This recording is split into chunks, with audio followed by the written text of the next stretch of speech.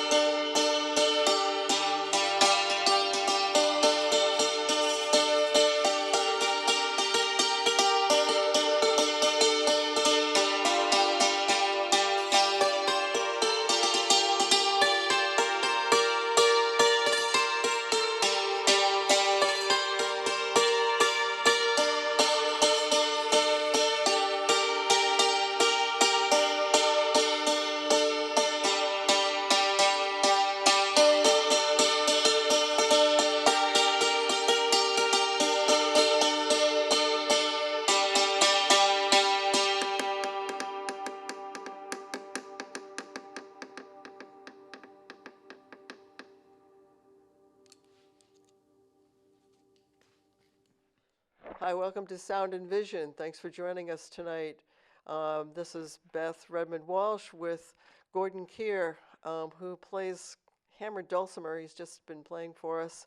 And welcome, Gordon. Thanks for joining us. Thank you, Beth. Nice to be here. It's great to have I'd like you. to thank the guys who are on the crew as well who are helping out tonight. Thank you. Yeah, they're doing a great job. Thanks, Eric. Thanks, Kent. And thanks, Seth, also for his technical support. We've just been listening to you play this instrument. It's called a hammered dulcimer. This beautiful instrument right here behind us. And I just wanted to ask you a couple of things about how did you get into playing this instrument? What was it that drew you to this? So that's a big question. So when I was 14 years old, I went to a camp called Salo, which means village in Ukrainian, and it was in Waco, Saskatchewan, just north of Saskatoon, Saskatchewan. And the purpose of this camp was just to celebrate the Ukrainian culture. It was in English, but it was a lot of Ukrainian music, dancing, singing, instruments like bandura and the cymbale. And so I started off in the bandura class, and my fingers were killing me. So I thought, like, is there not another instrument I could play? It's because I'd started playing like the violin as a little kid. My brothers and I all were kind of made to play the violin first when we were little boys, and then because my mom's a violinist, and so then I started playing clarinet in grade 5. And then, so when I went to this camp, I was immediately drawn to the music. And so I went to see what this instrument was all about. And the Ukrainian name for this instrument is the cymbale. And so the cymbale, it's one of the interesting things about the cymbale in Ukrainian, it's referred to in the plural. I think they're like referring it to by the strings. So that they say them. Do you play them? Which is kind of interesting. So I went over to the teacher who was teaching cymbale, and so he only had a couple of them. He had his own, and I think he had a loaner from one of the farmers in the neighborhood of Waco, Saskatchewan. And so he said, really, the class is full. There's not enough instruments to go around. And so and I heard the instrument. It just was so beautiful. I wouldn't leave. So I was one of the youngest kids in this camp. It was starting at the age of about 14 or 15, and so I just kind of hung out. And finally, I got a chance to play it, and I didn't really turn back. One of the things my teacher, Ted Hadasimchuk, Ted was from Thunder Bay, Ontario, which is got a couple other nice musicians from up there, Shania Twain and Paul Schaefer from Thunder Bay. And so what Ted used to say whenever he was introducing himself to his class, his new students, was he would say, I teach the same way I learned the instrument. I fell in love with it. And really this guy was the biggest heart. He has the biggest heart of anybody you'll meet. And he really did teach this instrument with love. And so the way he originally learned the instrument himself was he learned it by picking out a tune, the tune Arkan that I played, the dance, and so the first 5 strings he just tuned them to Arkan, ding ding ding ding ding ding, and those were the first 5 notes of Arkan. And so then after that he started listening to some of his mother's. He found all his mother's record collection of Ukrainian music, and he started playing it and learning other songs and teaching himself on this instrument. And then he eventually started going to this camp, and that's where I learned this instrument. And so this is my second one. My first one was a little more rougher make than this one, but they were both made in Canada. And it's actually the origins. I'll let you go to your next question. Well, I was actually going to go into that and ask you a little bit about the history of the instrument. Yeah, I was. Is that what you were nice enough to send me the questions ahead of time, so that this is not actually totally off the cuff.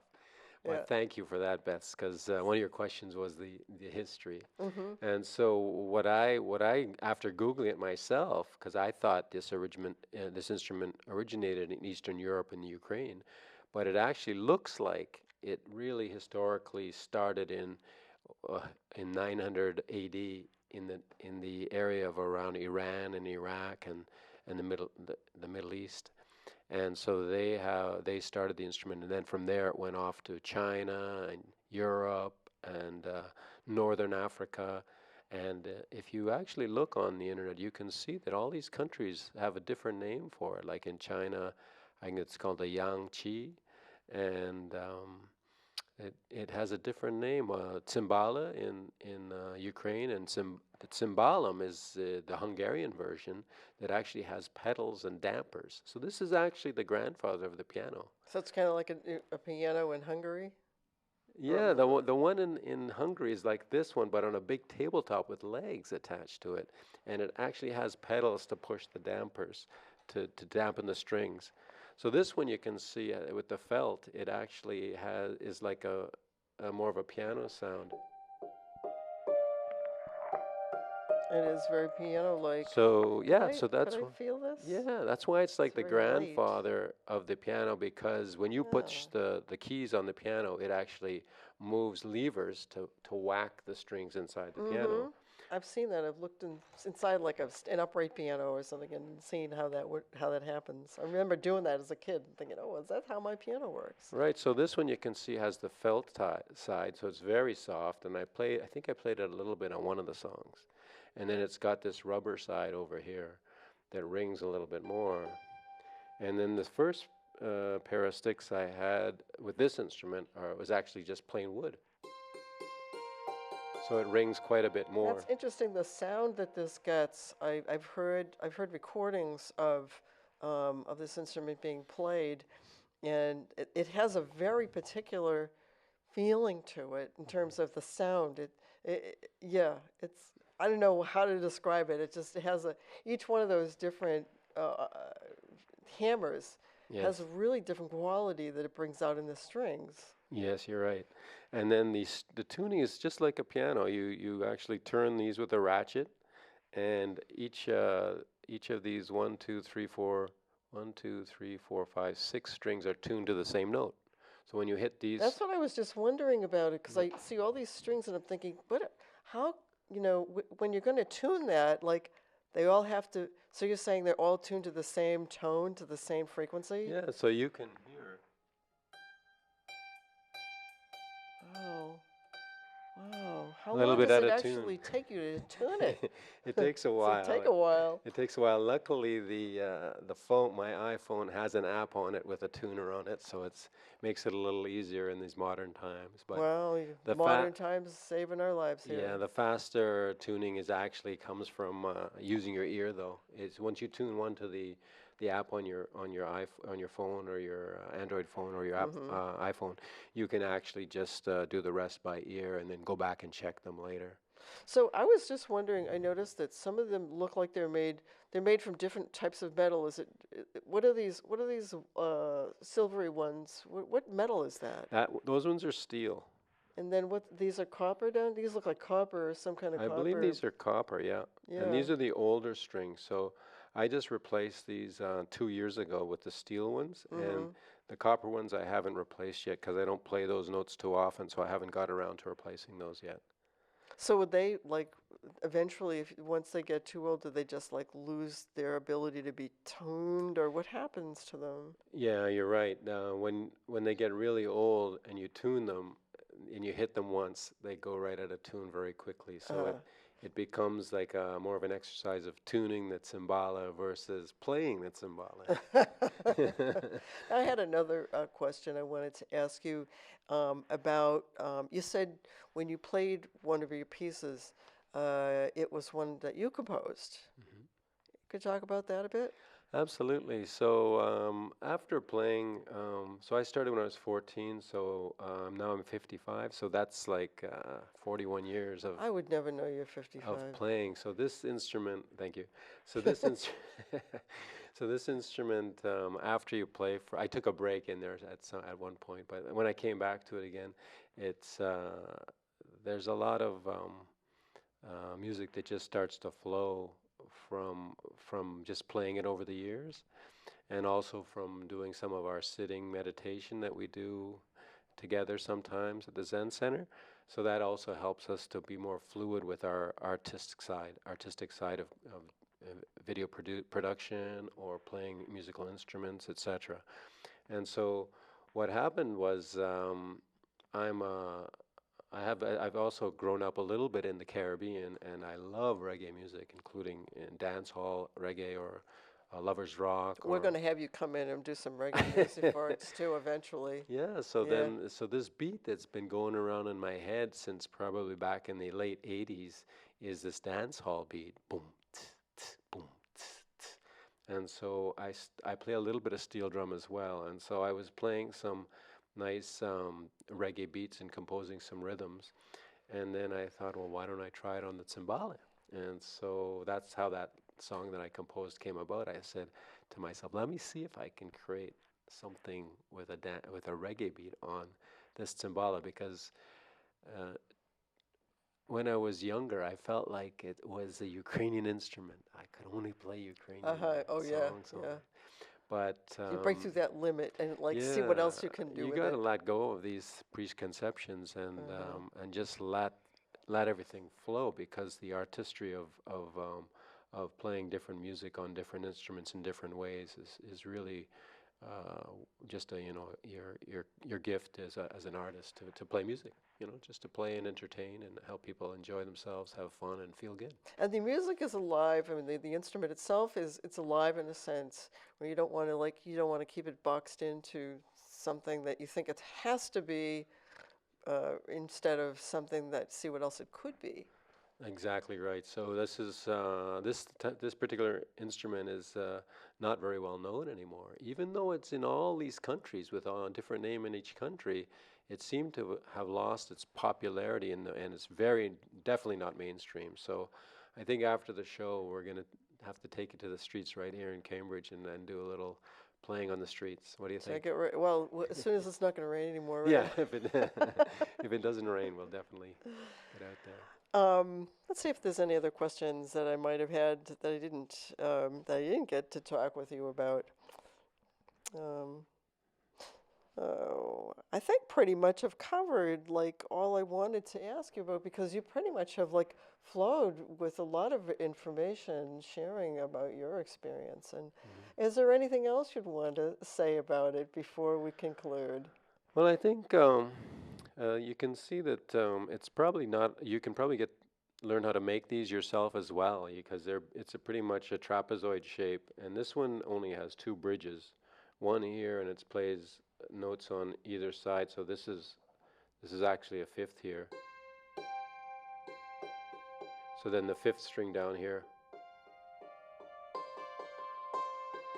is the Oh, same as this note here. oh yeah. And then these are the longer strings going across here. So you can actually, if you will, for the carpenters out there or the people who like to make instruments, you can make one of these yourself.